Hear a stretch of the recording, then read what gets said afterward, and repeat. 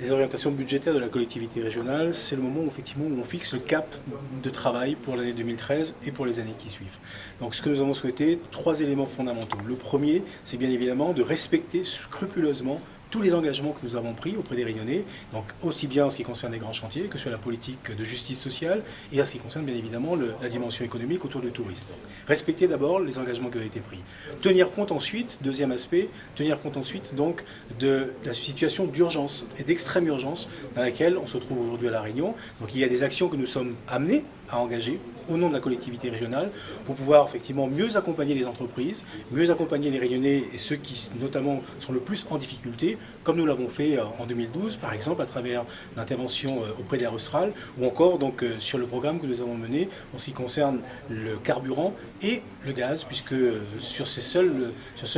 seule opération, ce sont un peu plus de 20 millions d'euros qui ont été engagés par la collectivité régionale. Depuis plusieurs années maintenant, et encore de manière plus accentuée sur les 2 derniers exercices, il y a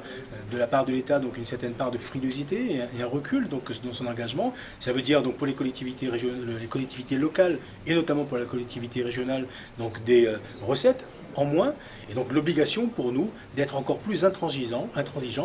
sur le budget que nous avons à mener. C'est le budget qui est celui porté par la collectivité régionale aujourd'hui, est un budget donc de rigueur sur un certain nombre de fondamentaux. Donc nous privilégions de manière claire donc les investissements et nous privilégions également l'avenir pour faire en sorte que nous puissions donc tenir le programme donc d'investissement sur les grands chantiers, sur la route du littoral, sur les aéroports, sur les 8 à 10 années qui viennent, en dégageant donc une épargne de gestion suffisante pour pouvoir le faire donc en toute sérénité.